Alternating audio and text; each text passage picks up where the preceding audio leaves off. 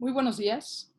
En primer lugar, quiero agradecer a la Comisión Nacional de Bioética por el espacio que me brinda para poder compartir con ustedes algunos de los retos que esta pandemia por COVID ha traído a nivel mundial y particularmente en la realidad mexicana.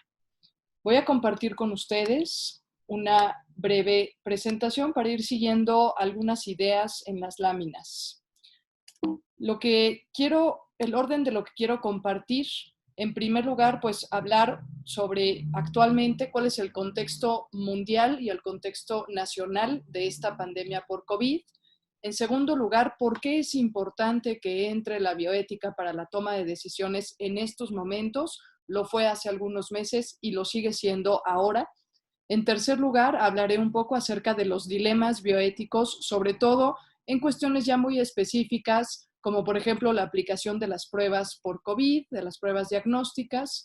En cuarto lugar, precisamente los dilemas bioéticos que han sido los más urgentes y los más acuciantes frente a los cuales la bioética ha tenido que ir respondiendo, que tienen que ver con la distribución de recursos.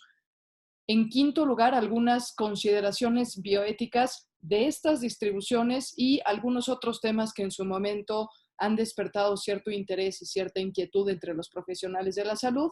Y por último, hablaremos acerca de los criterios bioéticos en los procesos de investigación y de experimentación. Ahora que ya vislumbramos posiblemente una vacuna para el 2021, es importante conocer qué tiene que decir la bioética en estos procesos de investigación y de experimentación. Un poco para situar la cuestión, el día de hoy estamos, ya sabemos todos, estamos ante una pandemia, es decir, de dimensiones mundiales, con más de 37 millones de personas contagiadas a nivel internacional y desafortunadamente más de 1 millón de personas fallecidas. En México estamos alrededor de un promedio de 820,000 personas contagiadas y nuevamente, desafortunadamente, llevamos más de 83,000 fallecidos. Actualmente todavía no hay una vacuna, sabemos que hay por lo menos 3 que ya están en la fase 3 de la experimentación, pero todavía no tenemos una vacuna comercializada, tampoco tenemos una cura, aunque ya conocemos más del coronavirus y ya sabemos cómo actúa en el cuerpo humano, y esto ha provocado que ya pues se tengan ciertas medidas para mitigar los efectos que el COVID produce dentro de un organismo. Y finalmente, pues sí, tenemos ya una situación de nueva normalidad, pero una situación de un quiebre y de una crisis económica en todos los países a nivel mundial que está azotándonos y que implica un doble reto para salvaguardar la vida de las personas, pero al mismo tiempo reactivar los procesos económicos. Recordemos que la bioética es una ciencia que intenta orientar la conducta humana en el ámbito de las ciencias de la salud y de la vida para establecer la eticidad o los criterios éticos y la licitud de nuestras intervenciones humanas. Es decir, es una ciencia orientadora que surge, sabemos, desde 1927 con Fritz Jasch, pero que toma auge verdaderamente en 1971 y que lo que precisamente trata de salvaguardar pues son los principios de la vida, la dignidad, la integridad y la autonomía de las personas con el objetivo de que nuestras acciones cumplan con las normas éticas establecidas, porque tenemos finalmente al centro una persona que merece ser respetada en su dignidad. Ante todo este escenario caótico, ¿por qué ha sido tan importante la bioética? Nos ha cambiado esta pandemia nuestra forma de concebir la medicina clínica tradicional porque nos estamos enfrentando ante un problema de salud pública. Esto ya lo sabemos. Sin embargo, al inicio de la pandemia, en marzo en nuestro país, nos enfrentamos a decisiones muy difíciles de distribución de recursos porque los criterios para esta distribución en la práctica de la medicina clínica tradicional son distintos que cuando tenemos un escenario donde las demandas superan por mucho las posibilidades para hacerles frente. Entonces es importante entender cuáles son algunas de las diferencias principales de un enfoque de distribución de recursos o de otro en una situación de emergencia y de crisis sanitaria como la que estamos viviendo, como la que vivimos hace unos meses y seguimos viviendo en territorio nacional.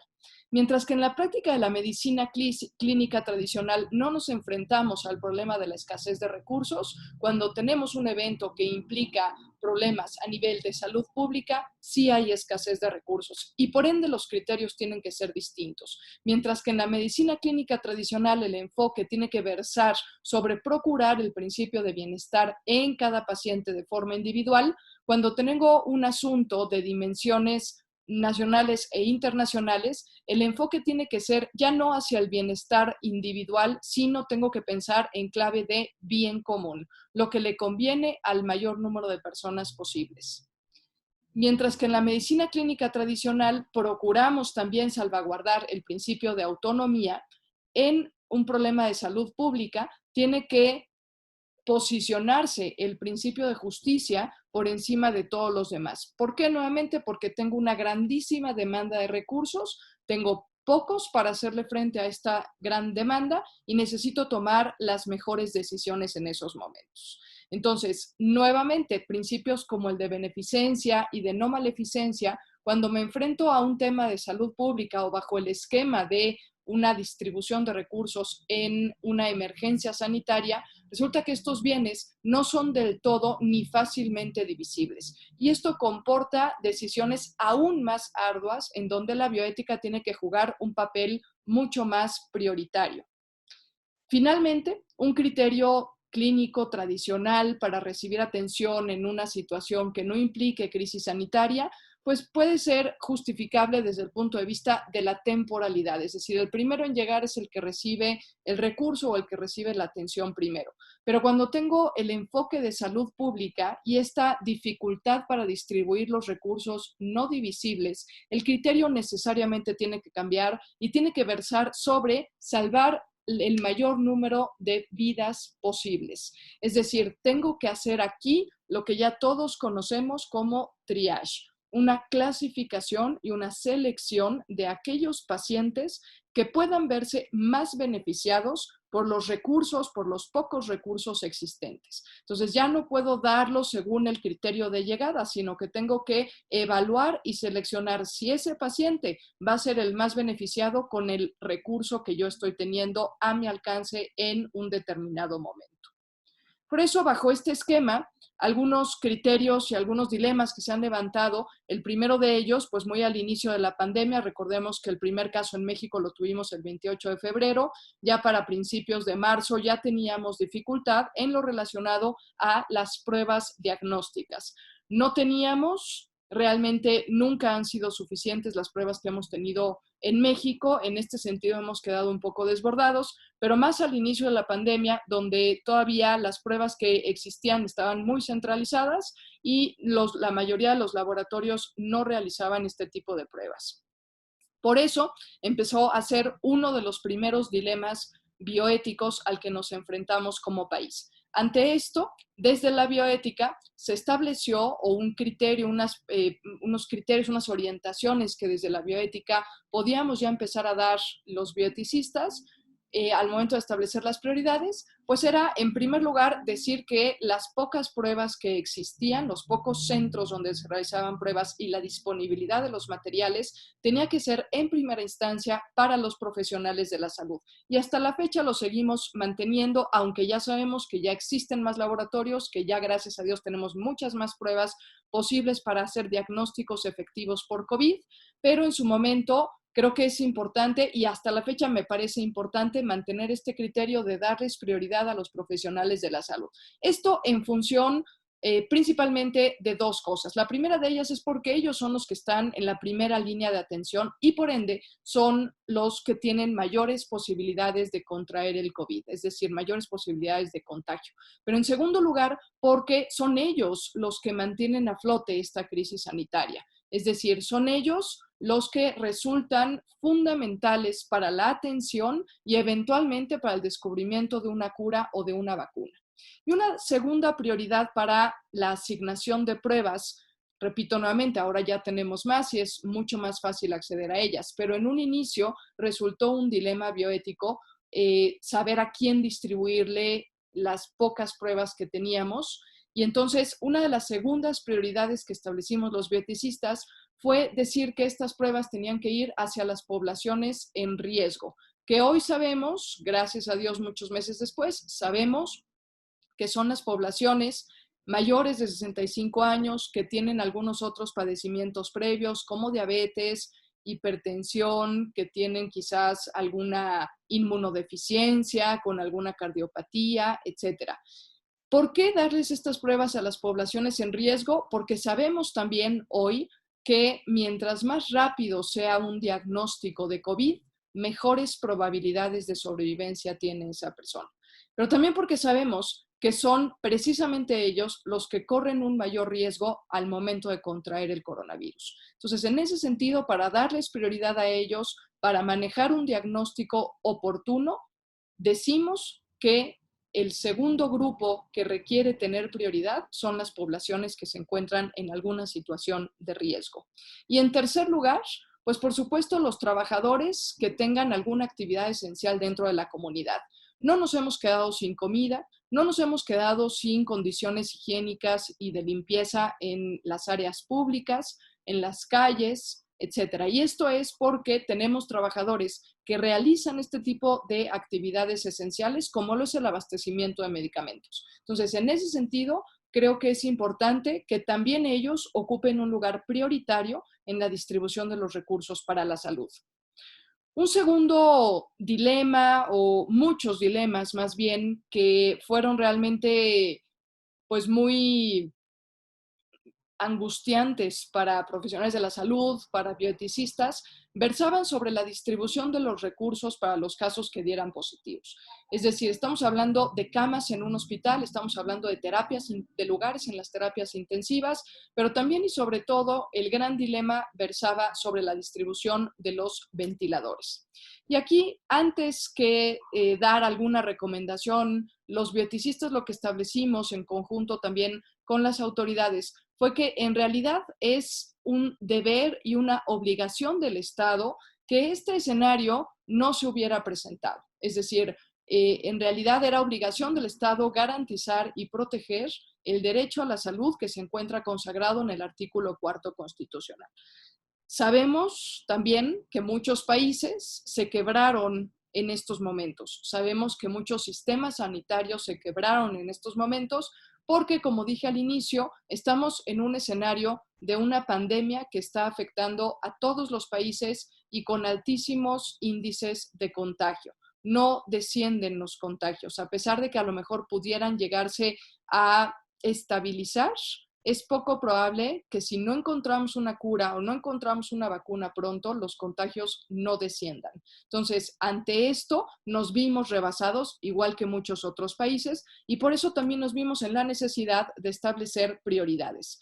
Y nuevamente, nuestras prioridades fueron, en un primer lugar, los profesionales de la salud, es decir, si ellos contraían coronavirus, los lugares en los hospitales, los lugares en las terapias intensivas y los ventiladores tenían que ser hacia ellos, por las mismas razones que dijimos anteriormente de las pruebas. Son ellos los que se encuentran en la primera línea de atención, son ellos los que tienen mayores posibilidades de contagio, pero también son ellos las piezas fundamentales en el descubrimiento de una eventual cura o de una eventual vacuna. Y en un segundo momento, aquí cambia un poco, si antes eran las poblaciones de riesgo con las pruebas diagnósticas, ahora nuestros criterios se deben de centrar en aquellos pacientes que tengan las mejores posibilidades de sobrevivencia o las más altas posibilidades de sobrevivencia. Y para realizar esto, para realizarlo de forma ética y de forma humanitaria, algunos de los criterios que pueden acompañar esta toma de decisiones y este establecimiento de prioridades son, en primer lugar, el reconocimiento de que todos los pacientes, sin excepción, tengan o no tengan alguna comorbilidad, sean de la edad que sean, son dignos. Y si reconocemos esa dignidad intrínseca en cada una de las personas, todos merecen atención médica. Lo que va a variar es el tipo de atención médica que deben de recibir. Sabemos que hay pacientes que por sus comorbilidades tienen ya de por sí, de entrada, tienen menores posibilidades de sobrevivencia que aquellos que no presentan ninguna condición de riesgo. A este tipo de pacientes igualmente se les debe de atender. También lo sabemos por la Ley General de Salud que se contemplan al menos 4 actividades de atención médica: preventivas, curativas, de rehabilitación y paliativas. Es momento de echar mano de las actividades paliativas. Estos pacientes que sabemos que tienen menores posibilidades de sobrevivencia, debemos de atenderlos. No se les puede negar la atención médica. ¿Pero qué tipo de atención médica se les debe de brindar? Los cuidados paliativos.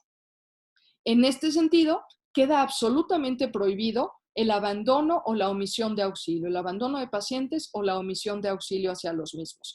Aún sabiendo que tiene escasas posibilidades de sobrevivencia, el recurso son los cuidados paliativos. No y nunca, por ningún motivo, el abandono de los pacientes.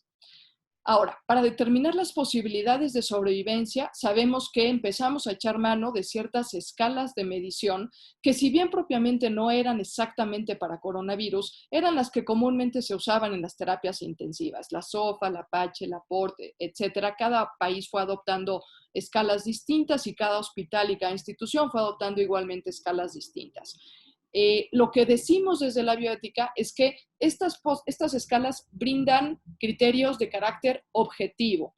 Por ende, la valoración de a quién darle una cama en terapia intensiva, a quién darle un ventilador, debe de hacerse única y exclusivamente atendiendo a estos criterios, pero sin olvidar que las personas no somos números. Y por ende, la reflexión del médico, la reflexión personal, la reflexión de colegas, tiene que acompañar estos resultados de las escalas de medición. Porque también sabemos que las personas somos impredecibles y sabemos que hay personas que reaccionan mejor ante determinados tratamientos, aunque a lo mejor en sus resultados arrojen ciertos datos que nos van a referir pocas posibilidades de sobrevivencia. Por eso es importante que no solamente nos enfoquemos en los números, que si bien son de gran importancia, sino que también vaya acompañado esta valoración y esta decisión vaya acompañada de la propia reflexión del médico y cuánto mejor si pudiera hacerse entre colegas. Atendiendo al principio de beneficencia, también decimos que los recursos, las camas, los ventiladores, las medicinas, deben de darse a aquellos pacientes que por sus condiciones tengan las mejores posibilidades de sobrevivencia y que por ende se puedan ver más beneficiados por esta distribución de recursos. Lo que se busca nuevamente es atender este principio de beneficencia para ver quién es el que se puede beneficiar más. Ahora, estos son algunos de los lineamientos, pero estos lineamientos tienen a su vez que también ir acompañados de consideraciones bioéticas, es decir, de aquellas reflexiones que van más allá quizás de la inmediatez y del caso clínico, pero que por lo mismo pueden dar mejores resultados al momento de tomar decisiones. Entonces, ¿cuáles son algunas de las consideraciones bioéticas que se proponen para distribuir estos recursos bajo estos criterios éticos? En primer lugar, por supuesto, nunca dejar que ningún otro criterio, que no sean las objetivas posibilidades de sobrevivencia de los pacientes, se involucren en la toma de decisiones. Esto lo tomo en consideración porque se propusieron en su momento de China a Estados Unidos y llegaron a México otro tipo de criterios que tenían que ver con la edad de los pacientes, con la vida completada que tenían los pacientes o la vida por completar todavía. Podrían haberse dado algunas situaciones incluso de carácter discriminatorio que versaran sobre preferencias sexuales, estatus sociales, etnias, color de la piel, etcétera. Entonces, por ello, recomendamos los bioeticistas atenernos única y exclusivamente a los criterios objetivos que nos brindan las escalas de medición, acompañado de la reflexión del médico, pero sin dejar involucrarse criterios de carácter subjetivo para evitar con ello cualquier acto discriminatorio o de marginación.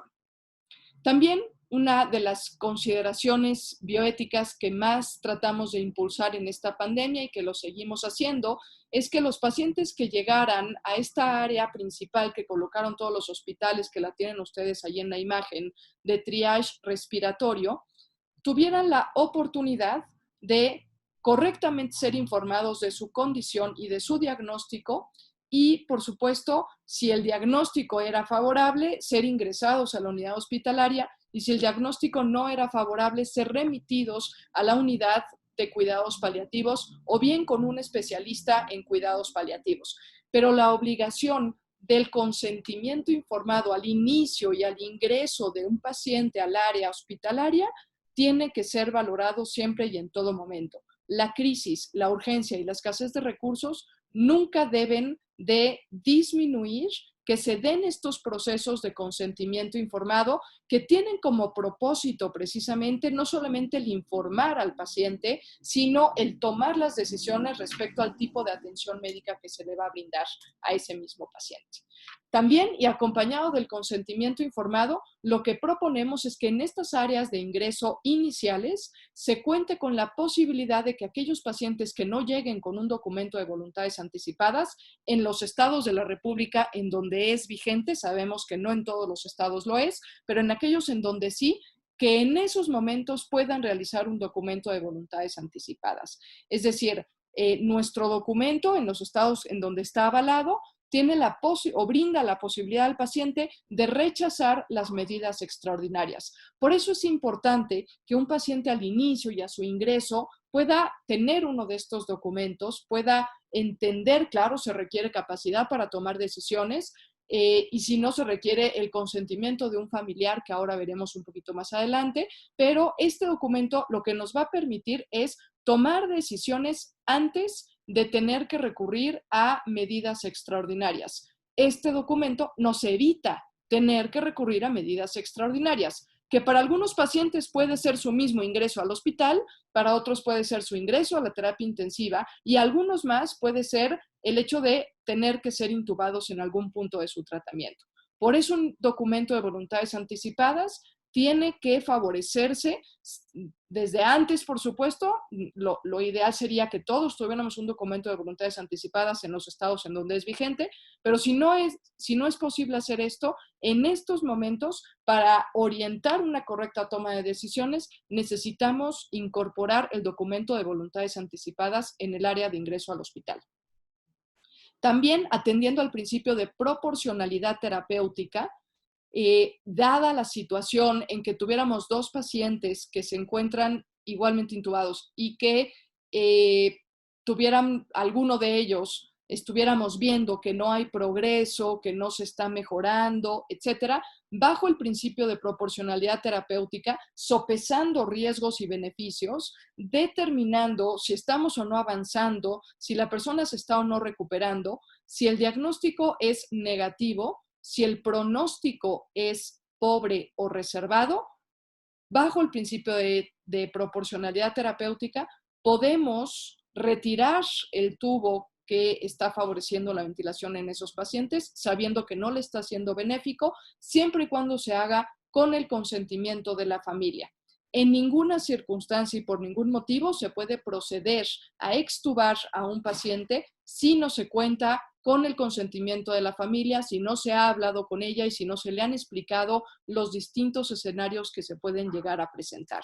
Esto es un punto también importante que en algunos momentos fue crucial para determinar si ese paciente podía seguir con el ventilador o a lo mejor teníamos otro paciente al cual le iba a ser mucho más benéfico.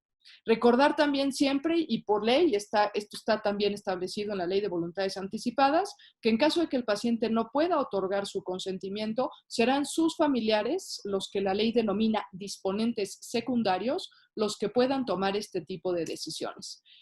Y finalmente, dada la situación y llegado el caso en que igualmente tuviéramos dos pacientes, afortunadamente estos fueron los menos de los casos, pero sí sucedieron, dos pacientes que tuvieran el mismo resultado en las escalas de medición, que tuvieran las mismas posibilidades de sobrevivencia, que tuvieran el mismo diagnóstico y el mismo pronóstico, y tuviéramos un solo recurso existente y tuviéramos que elegir entre ellos dos, bioéticamente hablando, se sugirió en su momento el criterio del azar o de un proceso aleatorio que no considerara factores subjetivos, pero que pudiera arrojar una mayor, precisamente por eso, una mayor objetividad al proceso de selección de los pacientes.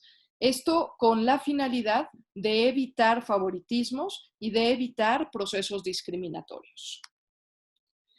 Hay dos situaciones que en algún momento se nombraron, que en algún momento preocuparon a los profesionales de la salud, nos preocuparon a nosotros como bioeticistas, preocuparon y afectaron en grandísimas escalas a la población en general. A lo mejor no son propiamente hablando dilemas en bioética, pero sí representaron un gran reto para la bioética. El primero de ellos es la objeción de conciencia. La objeción de conciencia ya sabemos, y así lo emitimos los bioeticistas en su momento, que no existe la posibilidad de objetar conciencia cuando tenemos una crisis sanitaria de las dimensiones que vivimos hace unos meses y que desafortunadamente seguimos viviendo hoy por hoy. La llamada de auxilio de un paciente interpela en grado máximo al profesional de la salud. Tampoco, apelando a la escasez de recursos que sabemos que vivimos particularmente en nuestro país, no puede objetarse conciencia por la insuficiencia de los recursos materiales para hacerle frente al coronavirus. No es motivo para apelar a la objeción de conciencia. Sí debe de ser motivo para buscar alternativas, sí debe de ser motivo para realizar peticiones, pero no debe de ser motivo para dejar desatendidos a los pacientes infectados. Y otro de los aspectos que en su momento fueron también muy controversiales y que afortunadamente la Asociación Española de Cuidados Paliativos tuvo a bien establecer y clarificar fue esta cuestión referente al derecho al último adiós. Sabemos que muchos pacientes desde el inicio de esta pandemia, por una medida de mitigación y de prevención de contagio, sabemos que fueron hospitalizados y que fallecieron sin poder ver a su familia, sin poderse despedir de ellos. Por eso la Asociación Española de Cuidados Paliativos estableció este derecho al último adiós, que principalmente lo que hace es apelar al principio de solidaridad para permitir este contacto, aunque sea de modo virtual, con teléfonos, con tablets, con computadoras, de aquellos pacientes que se encontraban próximos a fallecer con sus familiares. Y un poquito más avanzado el tiempo de la pandemia, también se permitió el ingreso de algún familiar con las debidas protecciones, con el equipo de protección personal necesario y avalado con los mejores estándares de seguridad para poder estar con esa persona al menos en el momento en que estaba próximo a fallecer. Y lo mismo ocurrió también con el tema de los cadáveres que estaban infectados por COVID.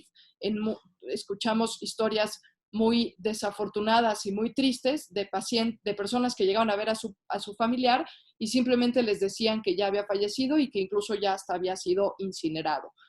Para evitar este tipo de cuestiones, porque además también se ha detectado y se han hecho estudios posteriores que el no poderte despedir de tu familiar, pues también complica todo el proceso de duelo propio de una situación tan difícil de aislamiento como es con estos casos confirmados de coronavirus. Entonces, también lo que se estableció es, y en México también establecimos las guías para el manejo de los cadáveres infectados, lo que se estableció es que sí podía ingresar algún miembro de la persona que había perdido la vida, que podía ingresar por lo menos al reconocimiento del cuerpo y que se deberían de permitir con el círculo más cercano de familiares, por supuesto, nuevamente con el equipo de protección personal con los máximos estándares de seguridad, que se podían efectuar aquellos rituales que la familia considerara pertinentes según sus valores y sus creencias religiosas.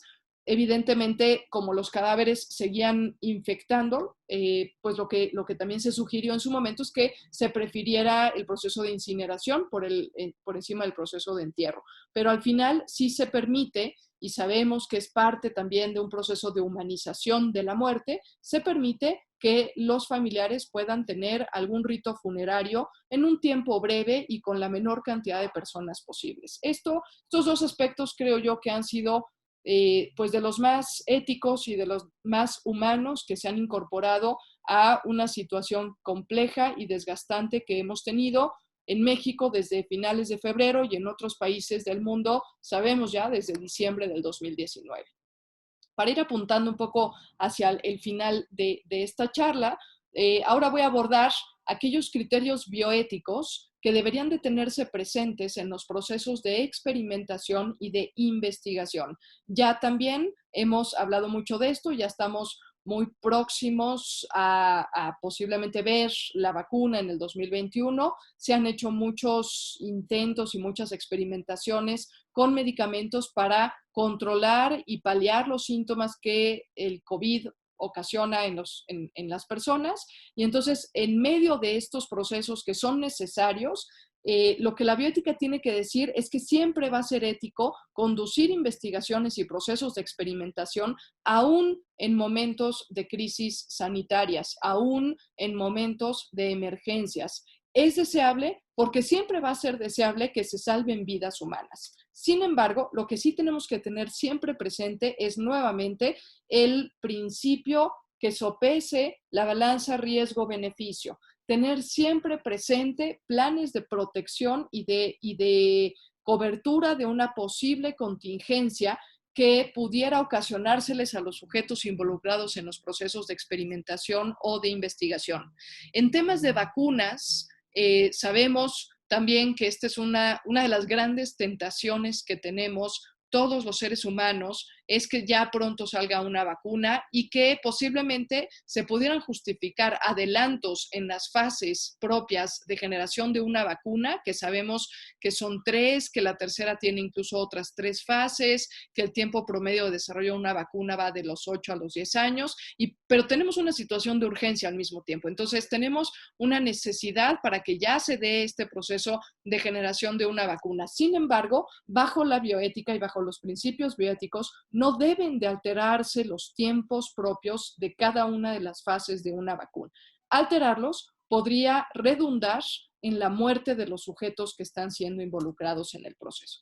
Por eso también hay que tener presente este principio de precaución que está acuñado desde el año 2000, en donde cuando no sabemos los resultados que puede tener algún determinado experimento, alguna determinada situación, sobre todo los riesgos para el medio ambiente, pero también en estos casos para los sujetos involucrados, lo mejor es de preferencia no actuar, pero si vamos a actuar, ir exactamente como su nombre lo indica, con las precauciones necesarias.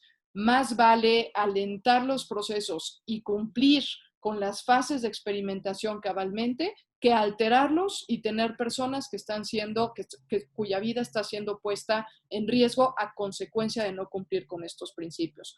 Ponderar en todo momento la balanza riesgos-beneficios. Hemos visto que hubo por ahí con las vacunas que están teniendo los primeros lugares en esta carrera por encontrarla. Ya se detuvo una vacuna una vez, precisamente el día de hoy salió en las noticias que, bueno, de hecho desde ayer en la noche salió en las noticias que ya también se detuvo de otro laboratorio por ciertos efectos que no se tenían previstos y lo ético, pues evidentemente es en una balanza riesgo-beneficio, si estamos ocasionando mayores riesgos que beneficios, detener por completo la experimentación.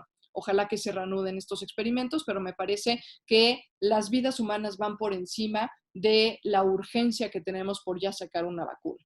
Por supuesto, también brindar todos los estándares de protección a los sujetos involucrados. Esto no es nuevo, ya lo sabemos, al menos históricamente conocemos que está el Código de Nuremberg, que está la Declaración de Helsinki, que está el Informe Belmont, que son 3 de los principales documentos que existen y que han existido a raíz de que la comunidad científica nos hemos dado cuenta que es necesario proteger y proteger aún más a aquellas personas que se encuentran en mayor situación de vulnerabilidad.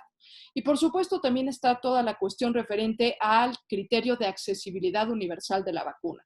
La vacuna no debe de representar en ningún momento ni una carrera política ni intereses económicos de por medio. La vacuna tiene que tener por finalidad última el bien común y por eso en ese sentido también hablamos de algunos otros criterios como por ejemplo el consentimiento informado del que ya hablé en láminas anteriores y aquí ser muy claros en el hecho de que la urgencia del momento y la crisis que estamos viviendo, las cifras exorbitantes de contagiados y de personas fallecidas no deben llevarnos a que este consentimiento informado, que es crucial y esencial en cualquier proceso de investigación científica, se realice plenamente. Es decir, no hay razón alguna por saltar este proceso en base a justificar la urgencia del momento. El consentimiento informado tiene que estar presente aún en estos momentos de experimentación en el contexto de una crisis mundial. También, nuevamente, recordar que así como hablamos de la accesibilidad universal a la vacuna, estos procesos de experimentación de curas o de experimentación de vacunas deben de ser de dominio público. Es decir, debe de existir el deber de compartirlos públicamente bajo el principio que actualmente se está nombrando mucho bajo la bandera de la bioética global, que es la solidaridad global. Es decir, debemos de tener presente que la vacuna no debe de ser, o que si se descubre alguna cura en algún momento, no debe de ser de dominio exclusivo de unos cuantos. Tampoco debe de basarse en los criterios de países desarrollados versus países subdesarrollados. Debe de ser de dominio público, de tal manera que todos tengan acceso a la vacuna o a la cura. Cualquier otra acción o decisión en base a los resultados de un proceso de experimentación no cumple con los criterios ni éticos ni bioéticos. En caso de encontrar una vacuna, que ya se habla, repito nuevamente, ya se habla de ella para posiblemente mediados del 2021, es igualmente importante saber que probablemente en las primeras fases de distribución no alcancen las vacunas. Por ello, nuevamente tendremos que tomar ciertas decisiones sobre las prioridades. Y aquí, una vez más, en primera línea, los profesionales de la salud, por la misma razón que las pruebas, por la misma razón que los recursos sanitarios, porque son ellos los que están en mayores posibilidades de contagio por estar en la primera línea de atención. En segundo lugar, darles prioridad a las poblaciones vulnerables, porque también, como ya lo mencioné antes, sabemos que son ellos los que pueden tener las mayores complicaciones y los mayores riesgos. Por ende, hay que protegerlos primero a ellos, porque por el principio de vulnerabilidad también en bioética, son ellos los que están más expuestos que cualquier otra persona. Y posteriormente, algún método eficaz para la distribución de estas vacunas desde los criterios bioéticos podría ser ir enfocándonos en aquellos centros o en aquellos focos de mayores contagios dentro de un país, para mitigar con ello, para ir deteniendo la cadena de contagios y que finalmente, ya cuando detengamos o cuando por lo menos se ralentice estos índices de contagio tan grandes que seguimos teniendo hoy en todas partes del mundo, podamos ahora sí tener más recursos, más tiempo para seguir distribuyendo mayores dosis de vacuna y que finalmente lleguen efectivamente a todos los países y a todas las personas. Bien, pues yo con esto finalizo. Nuevamente les agradezco, le agradezco a la Comisión Nacional de Bioética la oportunidad que me brinda para compartir con ustedes estas reflexiones. Comparto también con ustedes mi correo electrónico en estos momentos, es elizabeth.delosrios@anahuac.mx. Muchísimas gracias y me reitero a sus órdenes.